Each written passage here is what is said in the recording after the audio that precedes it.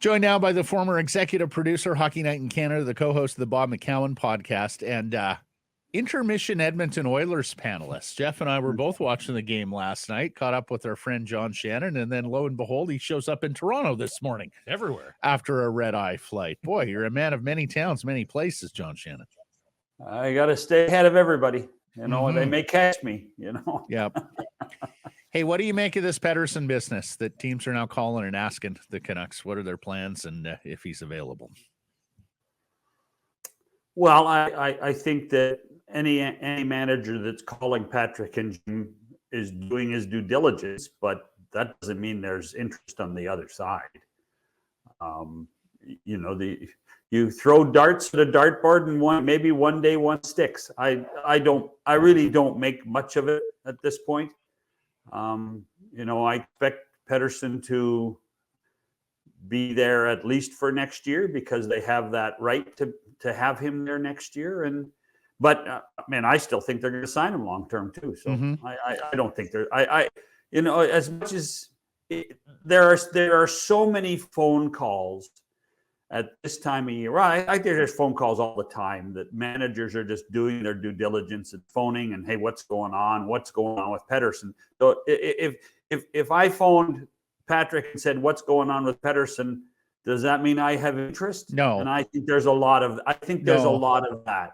I think it's in conjunction with the frustration that Canucks ownership and management is now feeling, John, with regards to the fact that he just doesn't want to negotiate and they're not going to get an answer before the trade deadline, which of course is going to affect their plans or their capacity to team build at this deadline. Listen, that's what the collective bargaining agreement is all about. That is his right. And then they have the right this summer to, tender an offer that they still control him for one more year. So that's part and parcel of coming out of, your second contract and holding that ace in the hole. And some teams use it better than others. Have you ever heard that Elias doesn't want to be here? No. Okay. No. Have you ever heard that Elias absolutely wants to be here long term? I don't think I've ever heard that, but as soon as you say that sounds like negotiating. And I don't think I don't think anybody on either side wants to negotiate publicly. John, you say that, they've got him and they do. They own his rights for another year. But if it gets beyond this year and he accepts a qualifying offer, essentially a foot is out the door, especially after what we saw with Matthew Tkachuk in Calgary. And I think that's the fear here is that the Tkachuk thing is still so recent in the minds of so many hockey fans. They saw how that played out in Calgary. And I guess there's just this fear that a star player doesn't want to be here. Like, do you understand the fan base and the angst in this market? I think I understand the angst in that market a lot for a long time, Jeff. And there's been a lot of it, yes. And there's been a lot of it. That's right. There is so much we don't know. There really is so much we don't know. And as hard as we try and hard as we guess, it's sometimes just best to leave it. And I do think there is a difference between the Pettersson scenario and what happened with Matthew Tkachuk, in that there are windows of opportunity to negotiate over the summer before the qualifying offer can be accepted. So and you have to look at the relationship between the agent and like CAA and the team and go from there as well. And I think there is a good relationship between the two groups. They've had clients in other cities that have done very well under the circumstances and relationships. So I guess maybe I'm being naive, but I still think it will all work out. Just simply because I think that extra year that the Canucks control is at such an advantage at this point. Hey, I think we all understand the angst in this market. 54 years, no cups, as Donnie always says, impending doom around the corner. But it sounds like there's angst at the highest levels of Canucks sports entertainment on this, John. And I think that's what sort of separates this file, especially now, compared to some of the others over the years. You know, Is Jim that your Rutherford. sense? No, it isn't, because I think that Jim Rutherford has a plan, and Jim Rutherford stick to the plan, and most of the time it works out. Particularly with veteran players. So now there may be angst on the ownership side, but I'm not even certain of that. But I don't see Jim Rutherford getting too out of sorts over this at this point. He's a pretty cool customer, Rutherford. When you speak to his plan, do you think that plan now has a second prong of life without Elias Pettersson and the sorts of trades that we would be considering if Elias tells us after the year he doesn't want to be here? No. Okay. I don't. Not right now. I don't. I know, and John, like, I know you've got a pretty good handle on this market. You're not in it on a day-to-day basis, but is it the most Vancouver thing that coming off their best win of the season over the Boston Bruins on Saturday, that this is again the flashpoint in this market? It's not surprising. You know, and it's hard, you know, when Elliott comes on the air on a Saturday night and says it, it reverberates. And you know darn well you're not going to get a comment from the hockey club. So, you know, the reverberations just, sometimes they just grow. And that's that might be part of the issue at this point. But I still think that in their heart of hearts, they have a plan, and it involves number 40 being a long-term solution for the Vancouver Canucks. 40 contributed, but 9 was the driver on Saturday night. What did you make of a pretty stirring comeback? And again, you know what it means to this market to see the Canucks beat the Boston Bruins. So to end a 4-game losing streak, to do it on a power play that's been struggling in overtime, it was terrific theater. I think the Canucks have given the NHL the best theater all season. And and to put it in context, on Saturday night, I was in Edmonton, and got to a point where I said, "Oh, Bruins are going to do this. Bruins are going to win," and was walking out the door of my hotel room to go across the arena when I heard Schutze scores, and had to go back into the room to watch the end and see what happened. So I think I was as shocked as everybody, and of what happened and how quickly it happened, and then the emotion on the ice and the emotion in the arena to beat the dastardly Boston Bruins. And to have it be JT Miller, who seems to really have recaptured the market one more time. Miller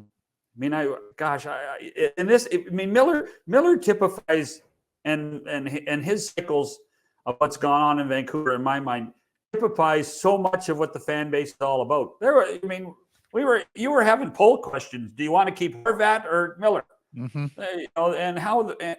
And there was never a doubt in management's mind that they were keeping Miller.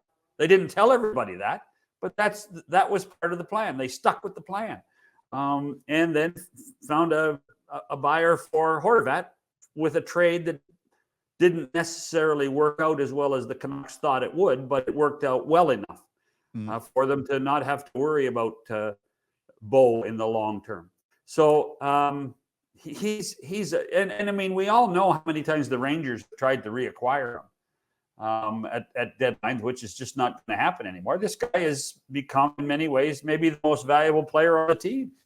I was just going to ask you, John, you've spoken about him with plaudits all year. Is he your team MVP? Well, I mean, I don't want to sell like my old pal grapes, but I think I told you that they were going to sign Miller and not sign Horvat. So,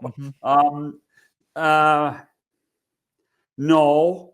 I mean, to me, it's still Quinn Hughes or Thatcher Demko.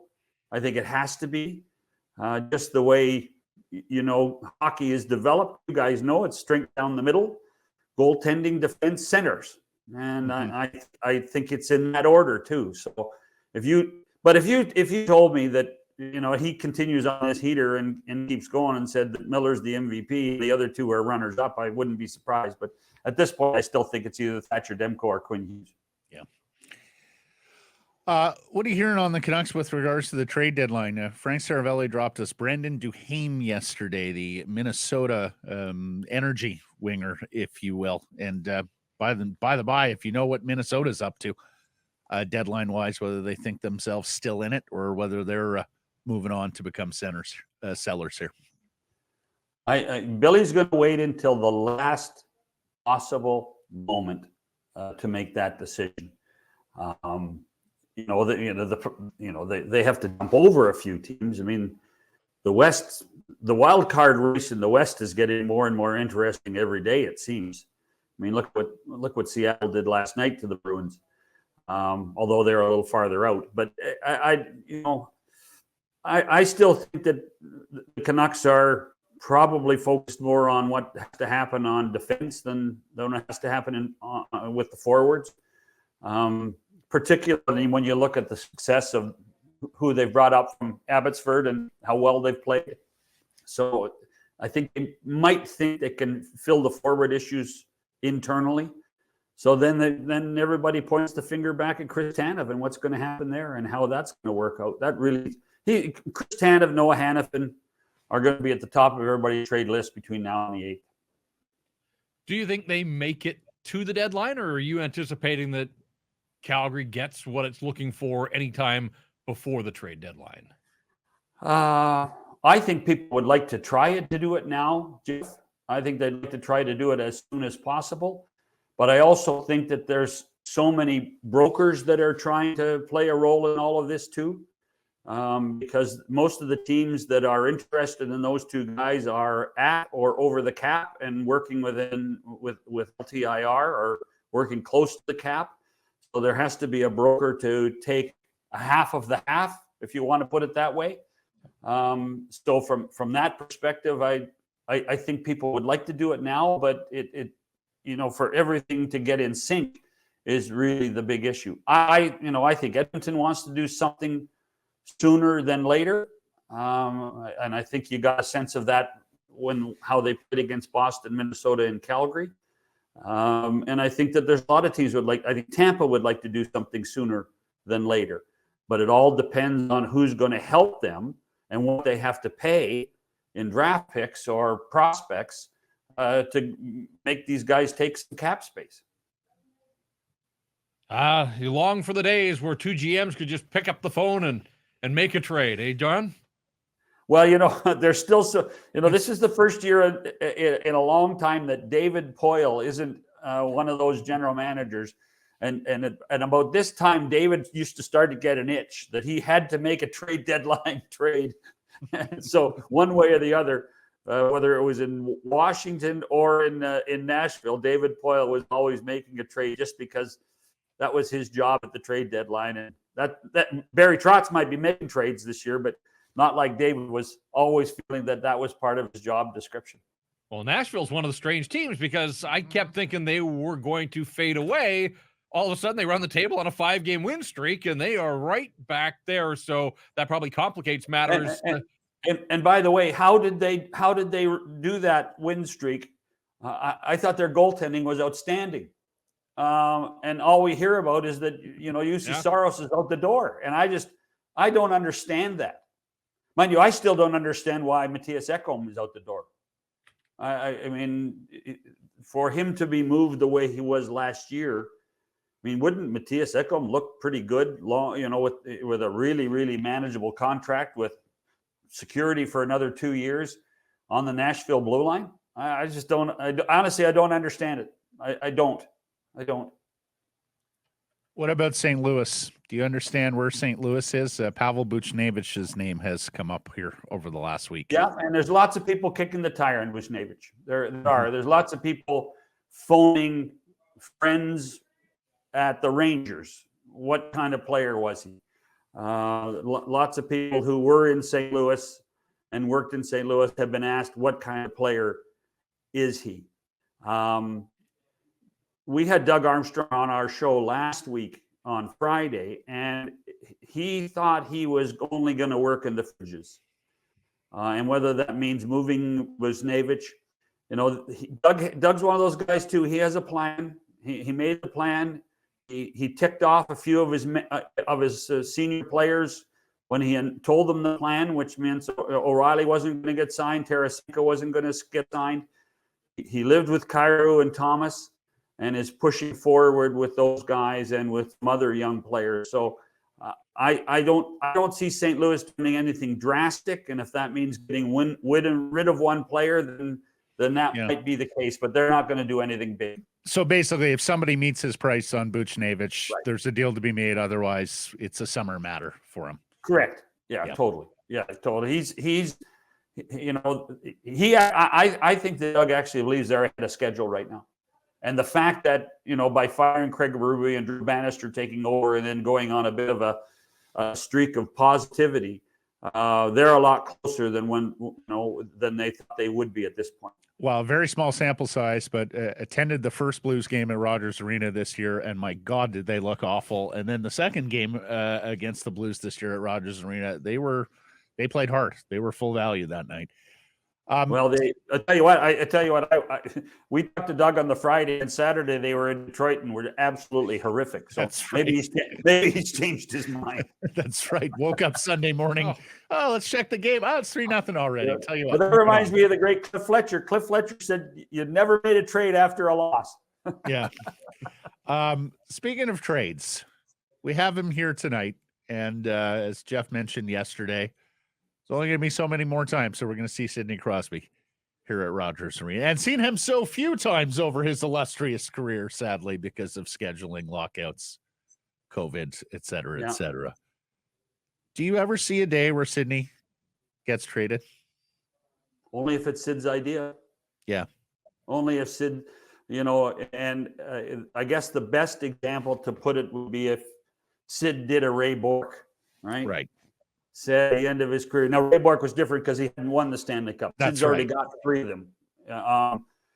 And that really becomes the question, is Sidney's loyalty to the city of Pittsburgh and to the franchise and to everyone in and around. Remember, the ownership group is different now. It's not Mario anymore. It's not Ron Burkle anymore. It's a conglomerate out of Boston that owns the team. Mm-hmm. And the one thing I would say is that if Sid did say that and said, I would like to have one more kick at the can, and it's not going to be in Pittsburgh. I think we're all in agreement about that. That he would have to, on his exit of Pittsburgh, would have to say, this is my idea. They're doing me a favor. Don't turn your back on this franchise. And that might be too big a statement for any player to make it at any time when they're being traded. 14 years ago tomorrow, buddy, in this building, in this town. Sydney's biggest goal. Mm-hmm. Yeah, it was, listen, we were all there. It was one of the great events of our time. Truly was. I was right at center ice, right in the middle of press row, watching it all. Scared every time the Americans carried the puck across the blue line. Yeah, every time, every single time. Whether and Roberto's all of this. And Roberto's glove hand was not helping my anxiety that night. No. And I've said this before. It is the one game that I've ever covered where I had those sort of rush of emotions, John, of fear, as you say, when the Americans were pressing, of angst, of anxiety. I think I nearly jumped into Arthur Staples' arms after Sidney scored because he was my seatmate, and then apologized to him. And he said, "Nah, if it was the U.S. who scored, I would have done the same thing." Well, it was, and quite frankly, what's more memorable to me almost is it was a noon game, right? It was a noon game. So the game was over by 3:15 Pacific.